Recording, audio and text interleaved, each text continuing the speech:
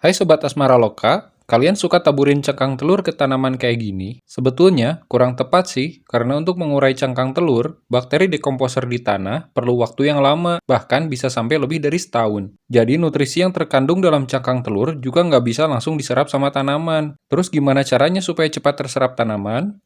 Sebelum membahas itu, saya mau bahas dulu kandungan dari cangkang telur, supaya kita tahu betul fungsinya untuk apa. Cangkang telur mengandung 98,2% kalsium karbonat, 0,9% magnesium, dan 0,9% fosfor. Nah, di sini saya mau fokus dulu ke kalsium ya, karena itu kandungan terbanyak dari cangkang telur ini. Kalsium termasuk unsur hara makrosekunder, seperti sulfur dan magnesium. Fungsi kalsium terutama untuk tanaman cabai-cabean, bunga-bungaan, dan buah-buahan sangat penting sekali. Di antaranya, 1. Mendorong pembentukan akar lebih dini sehingga tanaman lebih cepat menyerap nutrisi di media tanam.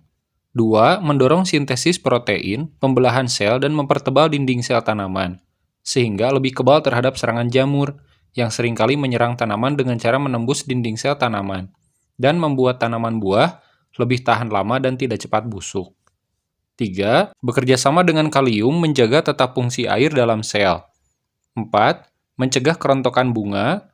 5. Mengatur translokasi karbohidrat, kemasaman, dan permeabilitas sel. 6. Mendorong produksi padi-padian dan tanaman biji-bijian. 7. Membantu menetralkan asam organik yang bersifat meracuni. Untuk mengetahui media tanam yang minim kalsium, biasanya pH-nya di bawah 7 atau sangat rendah sekali, sehingga jika kekurangan kalsium, maka tanaman akan mengalami gejala sebagai berikut. 1. Busuk ujung buah. 2. Keretakan pada buah atau pecah buah. 3. Tanaman bunga-bungaan mudah rontok.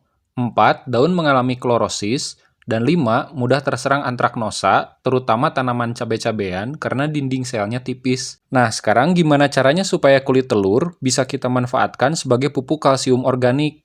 Ada beberapa cara. Yang pertama, cara yang paling mudah yaitu dihaluskan menjadi tepung supaya menjadi pupuk slow release. Tapi sebelumnya, cangkang telur harus kita sterilkan dulu supaya terhindar dari bakteri salmonella. Bisa dengan dicuci, lalu disangrai, atau dimasukkan ke dalam microwave. Lalu, setelah itu, cangkang telur yang sudah dihancurkan, dihaluskan lagi dengan chopper atau ditumbuk.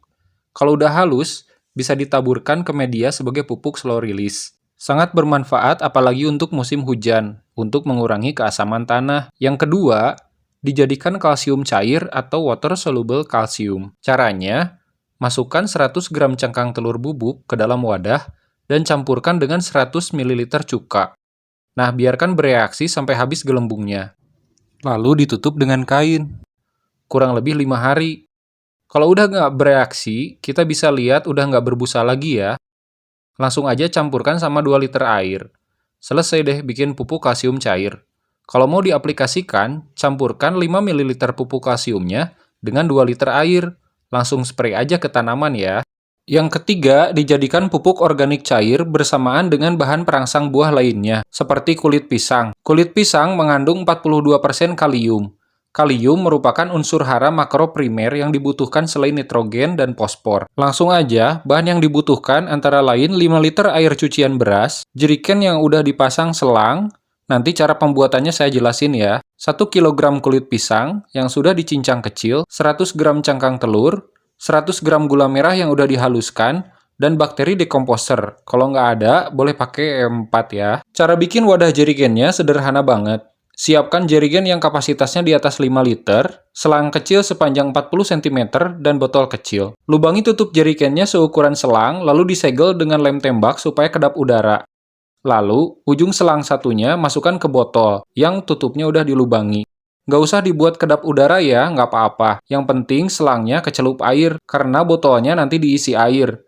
Tujuannya supaya gas buangan fermentasinya masuk ke botol, sehingga jerigennya nggak meledak. Nantinya, gas yang masuk ke botol bisa keluar lewat celah lubang tutupnya, tanpa ada udara luar yang masuk ke jerigen. Kalau udah siap, masukkan semua bahannya ke dalam jerigen.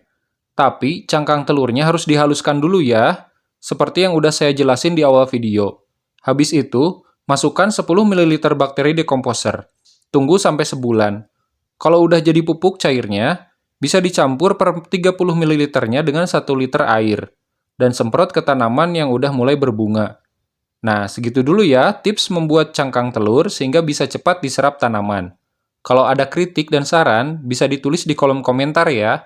Simak terus video-video di channel Taman Asmara Loka, dan selamat mencoba!